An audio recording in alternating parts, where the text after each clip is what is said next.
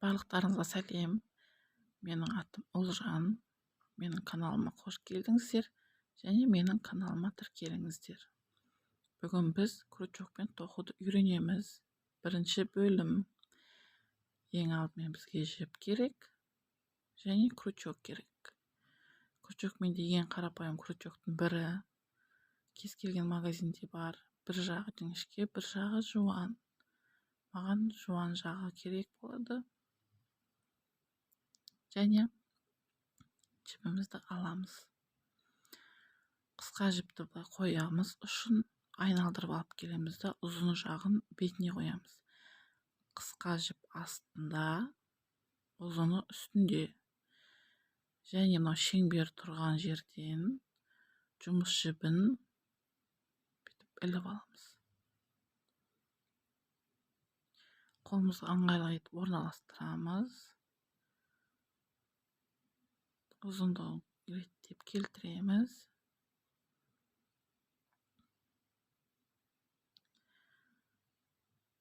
Мынау үшінші саусақпен қысқа жіпті ұстаймыз, ыңғайлы етіп. Және мынау екінші саусақпен жұмыс жібін қолымызға іліп аламыз. Енді бастаймыз. Крючокты айналдырып алып, іліп, ортасынан өткіземіз. Бір петля болды. Бұл воздушная петля деп аталады. Бірінші петля, екінші петля, үшінші петля, төртінші, бесінші. Қолды тырыстырмай, анық ұстауға тырысамыз. Қатты тырыстырмаймыз, қатты бос ұстамаймыз. Крючокты қолда ручка ұстағандай ұстаймыз. Ручкамен қалай жазамыз? Былай. Тура солай. Крючокты да ұстаймыз. Алта. Жетінші воздушная петля. Негізі мектепте бізді осылай ручка сияқты ұстаңдар деп үйреткен. Бірақ кейін біз өзімізге ыңғайлы қылып, мен өзіме ыңғайлы қылып, осылай ұстайтын болдым. Сіздерге қалай ыңғайлы, солай ұстауға болады. Біз жаңа 7 петля тоқтық. 8-ші, 9-шы, 10 петля. 10 петля тоқылды. Енді биіктік үшін бір воздушный петля тоқимыз. Ол 11-ші петля болып есептеледі. Және 10-ші петляның үстіне тоқылған болады. Сол үшін біз 11-ші петляға тиіспейміз, 10-ға тиіспейміз. 9-ші петляға кіргіземіз крючокты. Жіпті іліп аламыз. Крючокта 2 жіп. 2 жіптен 1 жіп шығарамыз. Сонда бізде столбик без накида тоқылды.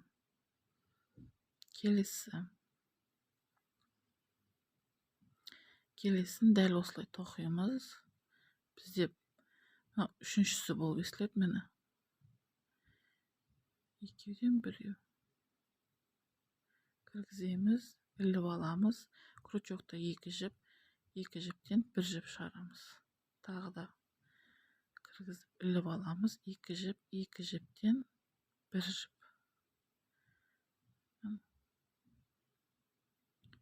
2 жіптен 1 жіп.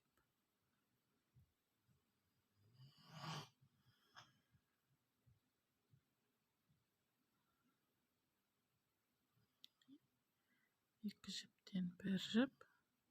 Кіргіземіз, ілеміз. 2 жіптен 1 жіп аламыз. Осылай соңына дейін тоқып шығамыз.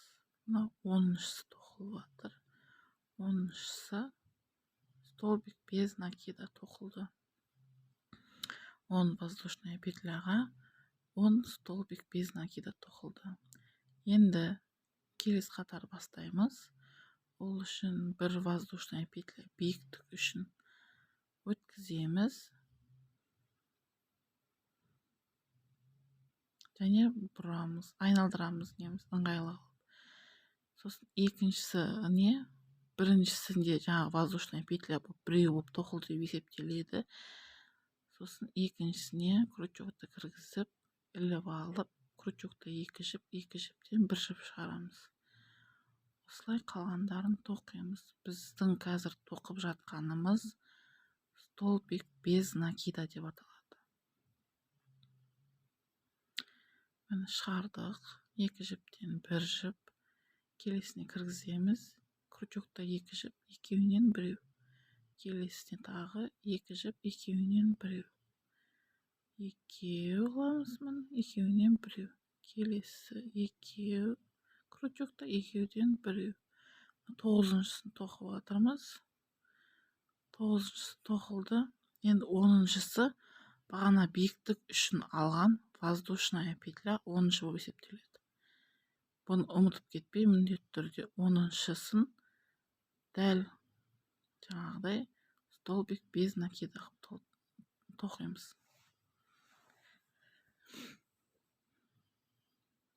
Бір қатар, үшінші қатар бітті.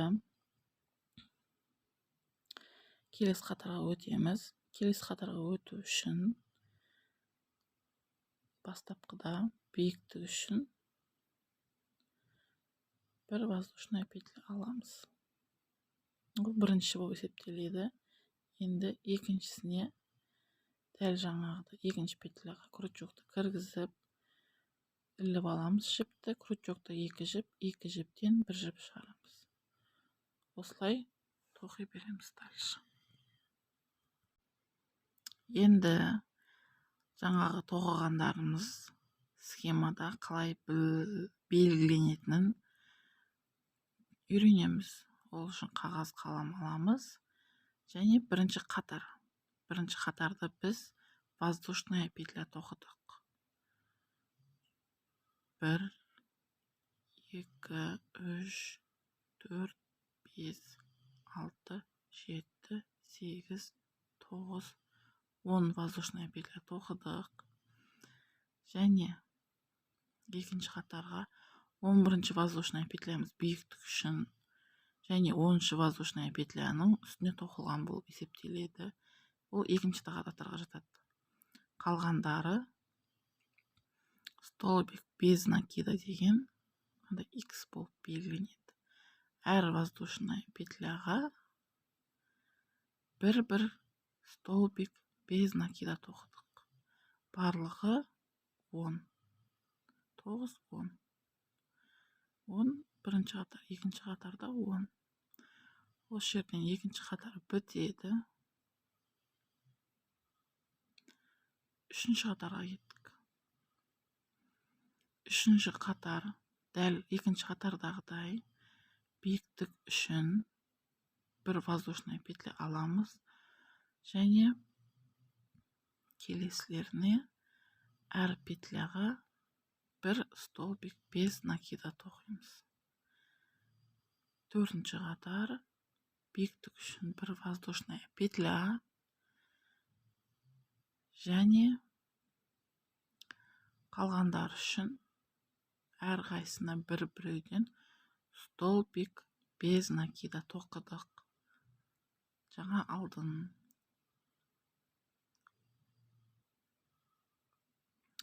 Осылай қатарлар жалғаса береді. 5-ші қатар биіктік үшін бір воздушная петля және столбик без накида қатардың соңына дейін.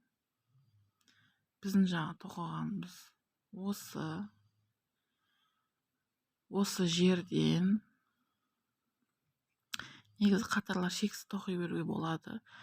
Біз бірінші қатар тоқылды деп есептейік. Екінші қатарға келдік деп есептейік. Осы жер. Екінші қатар бітті. 10-шы столбик без накида тоқылды. Енді үшінші қатарға келеміз да дальше кете береміз. Үшінші қатар, міне. Үшінші қатарда столбик воздушная петля для подъема. Биіктік үшін бір воздушная петля. Және 10-шы столбик без накиданың үстінде бірінші болып есептеледі, соның үстіне тоқылған болып есептеледі. Сол үшін біз 10-шыға емес 9-шыға или жаңа қатардың біріншісіне емес екіншісіне столбик без накида тоқимыз. Бұл екеу болды. Мынау үшіншісі, төртіншісі, бесіншісі, 6. Крючокты енгізем, 7 іліп аламыз. 2 крючокта 2 жіп және екеуінен 1 жіп шығарамыз. Осылай 10 столбик без накида тоқимыз. 9-шы және алдына биіктік үшін қалған воздушная петляға 10-шысын тоқимыз. Міне, 3-ші қатар бітті деп есептейміз осы жерде. Және 4-ші қатарға келдік. 4-ші қатарда биіктік үшін бір воздушная петля тоқимыз. Және біріншісінде біреу тоқылған болып есептеледі. Екіншісінен бастап тоқи береміз. Тағы да түсіндіріп өтейін. Мынау менің алдын тоқығаным. Енді тек схемаға қарап тоқып бастаймыз. Қысқа жіпті саусағымыз үстіне қоямыз. Оның үстіне ұзын жіпті қоямыз. Бірінші қатарда 10 воздушная петля. Сол 10 воздушная петляны схемаға қарап тоқимыз. Және 11-ші воздушная петля для подъема. Биіктік үшін воздушная петля. Бастаймыз. Іліп аламыз. Қолымызға ыңғайлы орналастырамыз. Крючокқа іліп алып, бірінші воздушная петля, екінші, үшінші, крючокқа ілеміз, 4-ші, 5-ші, 6-ші, 7, 8, 9, 10. 10-ші воздушная петля және биіктік үшін арналған бір воздушная петля. Екінші қатардың воздушная петлясы есептеледі.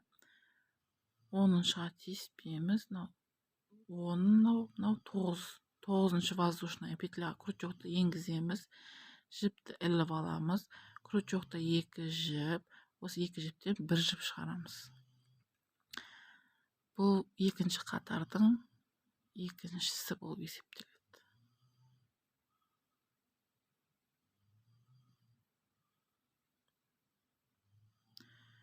Үшіншісі 2 жіптен 1 жіп. Міне. 4-шісі крючокқа жіпті іліп аламыз. Крючокта 2 жіп, 2 жіптен 1 жіп шығады. Біз 4-те істедік. Мынау біріншісі, биіктік үшін арналған воздушная петля біріншісі болады. Екінші, үшінші, 4-ші. Біз қазір 4-еуін тоқтық. Осылай барлығы 10 болып қатардың соңына дейін тоқып шығамыз. Крючокты енгіземіз, жіпті іліп аламыз. Крючокта 2 жіп, 2 жіптен 1 жіп шығарамыз.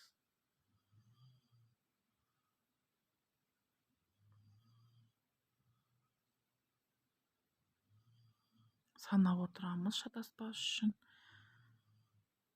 Және мынау 10-шысы тоқылды. 10-шы воздушная петляға 10-шы столбик без накида тоқылып бітті. Енді 3-ші қатарға өтеміз. 3-ші қатардың ең біріншісі ол биіктік үшін бір воздушная петля. Біріншісіне тоқылды болып есептеледі. екіншісінен тоқып бастаймыз. Крючокты енгіземіз, жіпті іліп аламыз. Крючокты екі жіптен бір жіп шығарамыз. Және барлығын жалғастыра береміз осылай. Ең бастысы санап отырыңыздар. Өйткені биіктік үшін жасалынған бір воздушная петляны ұмытып кетіп, 9-8 ғып қысқартып жіберу мүмкін. Сол кезде толық төртбұрыш шықпайды. Сол үшін барынша санап, аккуратно тоқимыз. Мына жерде 9-шы тоқылды. Мына биіктікке арналған воздушная петля 10-шы болады. 10-шысын тоқып жатыр. Столбик без накида. Келесі қатар бастаймыз. Биіктікке арналған воздушная петля. Екіншісі столбик без накида. Және санап шығамыз. Санап шатаспай тура тоқимыз. 10-шысы биіктікке арналған воздушная петля 10-шы болып есептеледі. Бүгінгі сабақта біз тоқуды үйрендік. Воздушная петля және столбик без накиданы. Оның схемада қалай белгіленетінін үйрендік. Схеманы үйрендік. Тоқуды үйрендік. Менімен болғандарыңыз үшін көп рахмет. Менің каналыма жазылыңыздар. Және инстаграмда қарап қойыңыздар. Сіздермен бірге болған Ұлжан. Пока-пока.